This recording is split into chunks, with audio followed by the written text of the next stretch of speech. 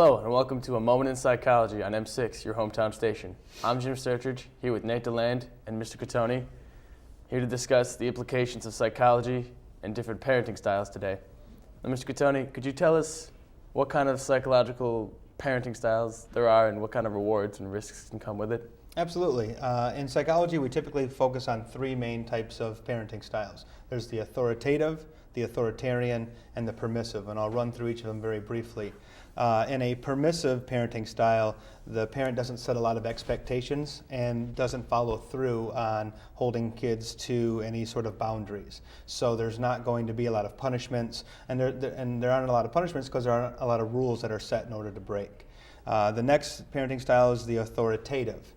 The authoritative parenting style has the parent set expectations and holds the children to those expectations, but also encourages dialogue with the child, especially when they're older, and have an opportunity to discuss with them what would be a reasonable expectation for curfew, what would be a reasonable expectation for missing curfew in terms of a punishment in that sense. What would be rewards if you didn't blow through curfew multiple times, X times. Maybe you could have a Saturday night where you could stay out an extra hour or something like that.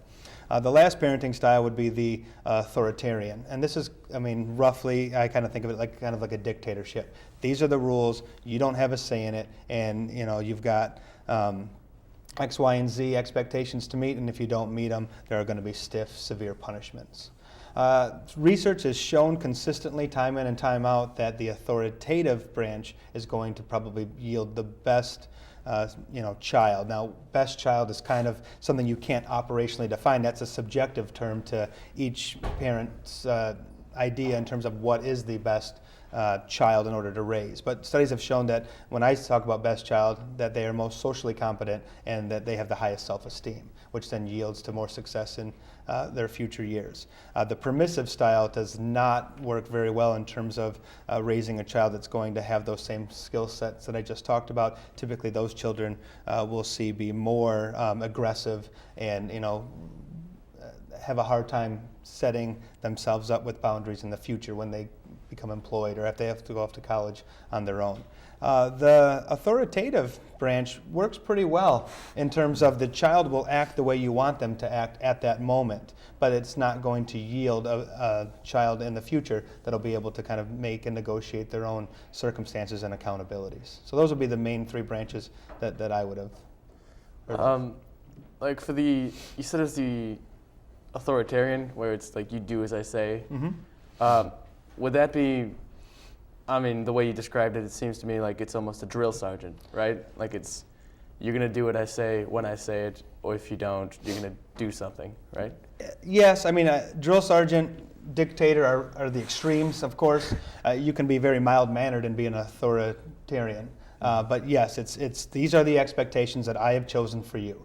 This is the way in which I want you to act, the ways in which I want you to behave, and the grades I expect you to get, the things I expect you to do. And if you don't meet those expectations, you will be punished severely for those.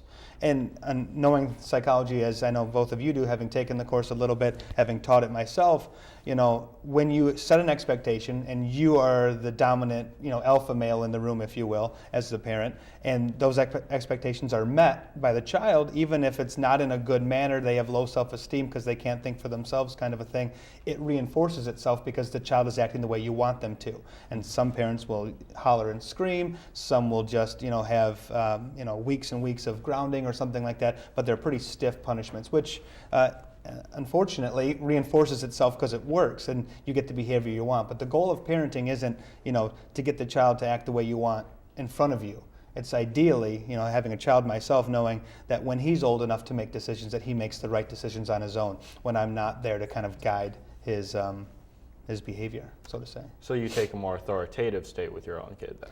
I try to. I can tell you sometimes it's easier to go authoritarian. It's my way or the highway, Andrew, kind of a thing. That's my son's name.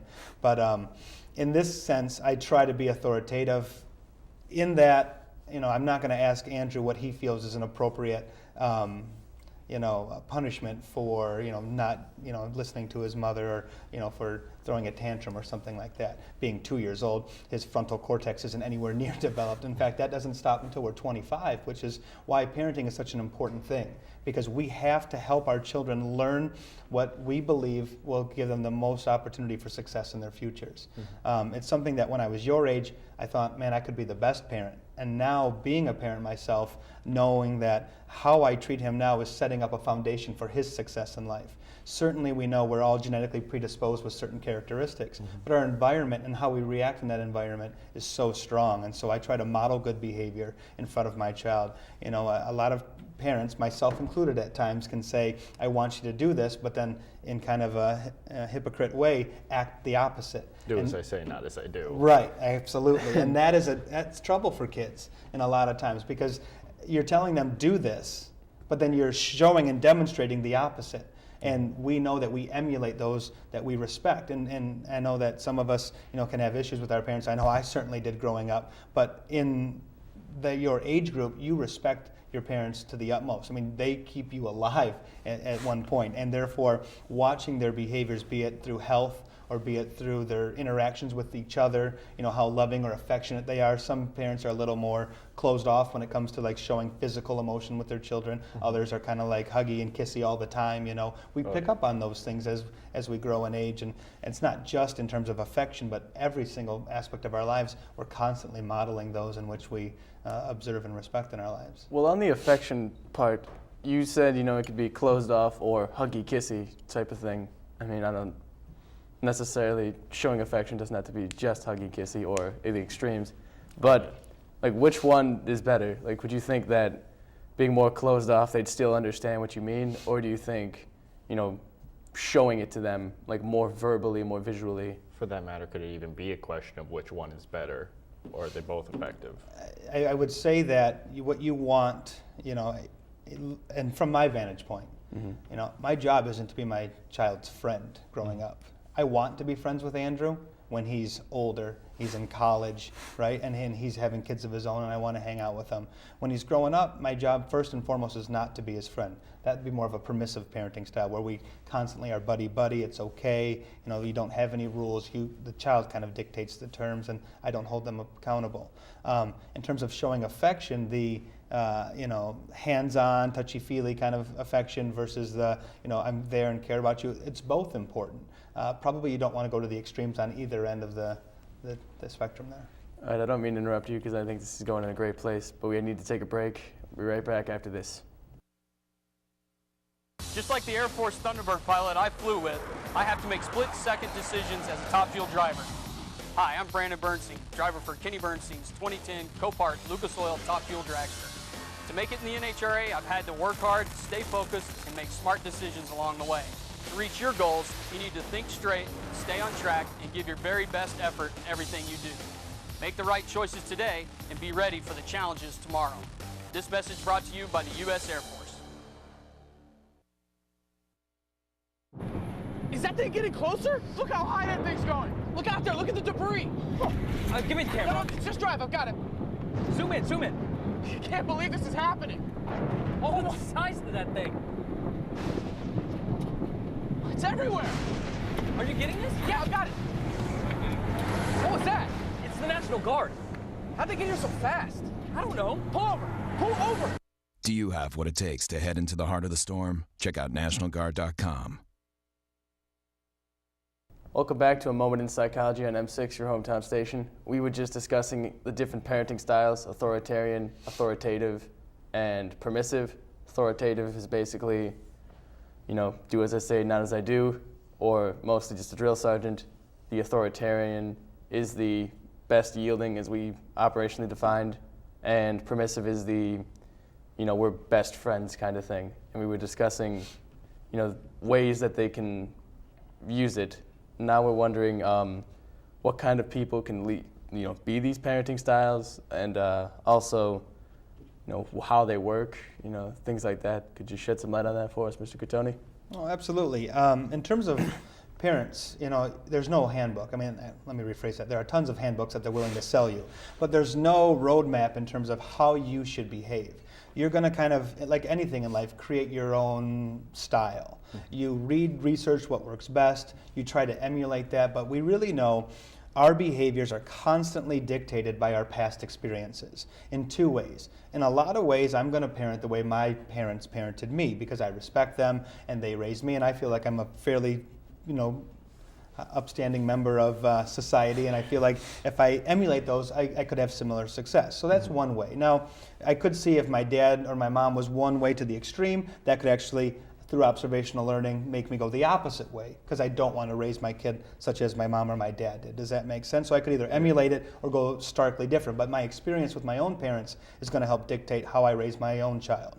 Additionally, if I punish my child by putting him in a timeout and it works, I'm likely to do that more. If I punish my child by taking away a toy and he doesn't seem fazed by it, I'm likely to not do that. Okay? So in a lot of ways, we're constantly reacting to our experiences, either past or by what works and what doesn't. And you'll be amazed as you have your own kids one day, you'll see, and they'll make more sense in terms of, you're trying to juggle constantly. I have to get my son up, dressed, fed, and I have to get to work with, I want him to be a upstanding member of society in the long term. Mm-hmm. Well, you were talking about timeouts and like what works and what doesn't. Would prolonged use lessen the effectiveness? Like if you don't take away toys because you don't see that works, if you were to just only use punishment as timeouts, would the continued use make it less effective? I would certainly say you could become desensitized to those kinds of things. Any punishment is only as good as if it is a sure punisher to the person being punished. In that light, if I take away your cell phone and you hadn't needed any use for it because you've got a tablet or an iPad or something like that, it's not really a punishment to you. Mm-hmm. So if a child doesn't see the timeout as a punishment, it'll never work as a punishment. So you have to constantly find things that are punishers. I should note, because we're talking about punishment, that reinforcement always works better than punishment. It's always better to reward the behaviors that you desire than to punish the ones you don't. Certainly swift and sure punishers work, but we know that reinforcement, study after study has shown, reinforcement by giving your child something as a reward for their good behavior or prolonged good behavior will always work more than punishment. Using punishment puts you more in an authoritarian position anyway, and like we went over earlier, it's not exactly a desired parenting style, even though it works. Absolutely, although I will say that punishment is an appropriate course of action. By using it, it doesn't make you authoritarian. If you or my son and we had made terms that these were the expectations that we expected for school, mm-hmm. for your conduct on social media, the way you talked, and things of that nature, as I imagine I will with my son one day, and you were involved in that, then it's just a matter of holding you to expectations. As you two should hold me to expectations. Now, it doesn't mean that you're going to dictate terms to me. By no means parent. Right, right. But in that same light, there should be expectations that the parent has in order to give you what you need. I mean, what you'll find, guys, is that the child needs to be able to predict in their environment what course of action yields what results. And the parent wants that same, calminess of predictability in their life. That my child will say these things and not do these things in a way that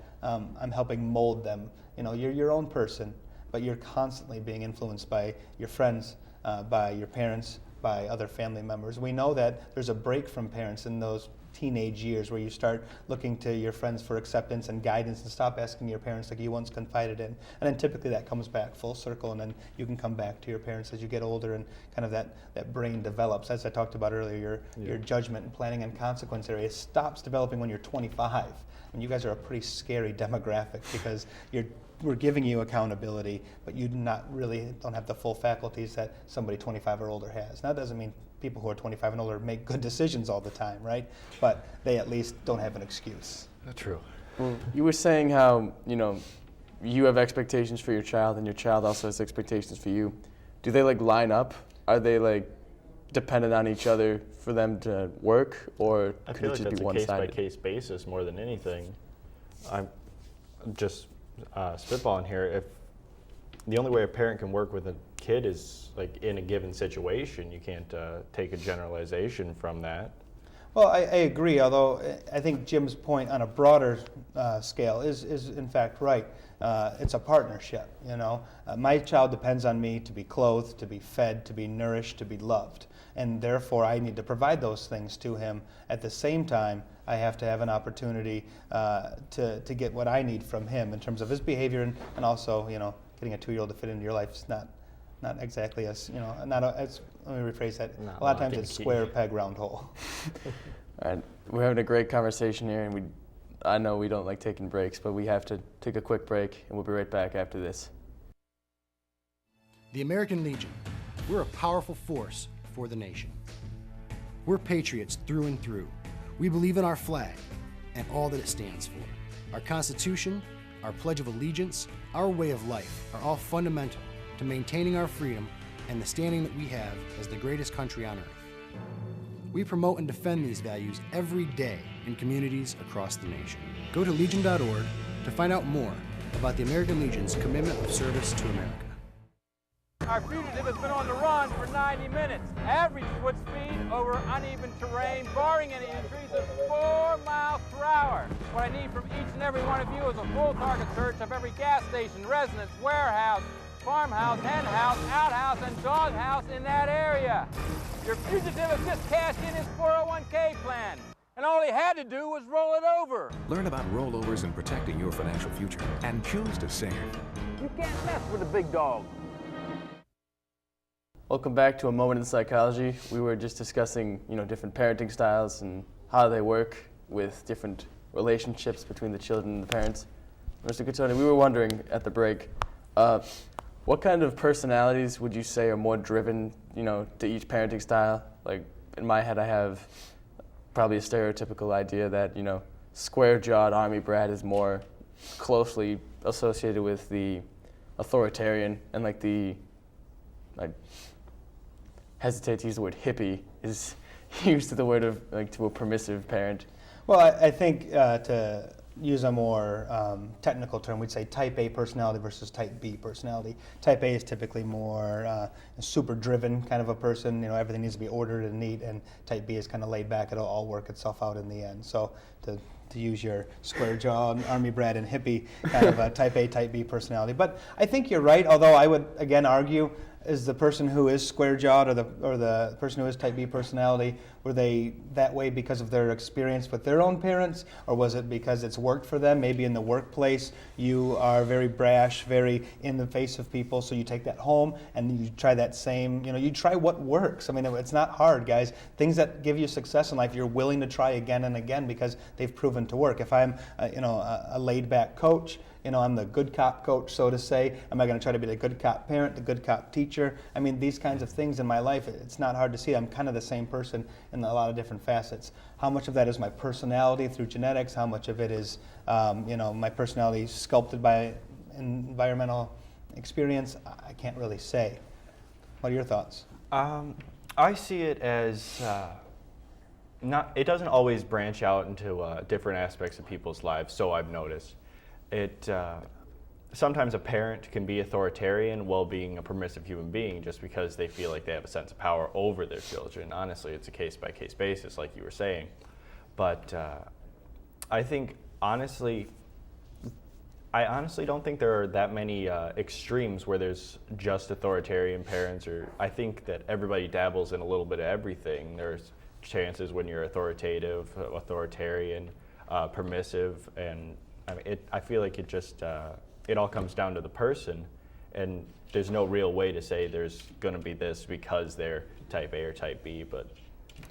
I would tend to agree. I know we're up against a break here, but I just want to add, a lot of times when you have two parents in the household too, they kind of play off each other. They're typically not both going to be the same type. I mean, obviously we want two, authoritative parents would be ideal, but at times you're going to have to dabble into some, like you said though, not to the extremes, and I think you made a great point about not generalizing out from, a small sample size of cases. All right, like you said, we have to take a quick break. Thank you for warning me. We'll be right back after this. They've stormed beaches and freed countries. They've raised our flag and our hope. They've been called leathernecks. They've been called devil dogs. But above all, they're called Marines.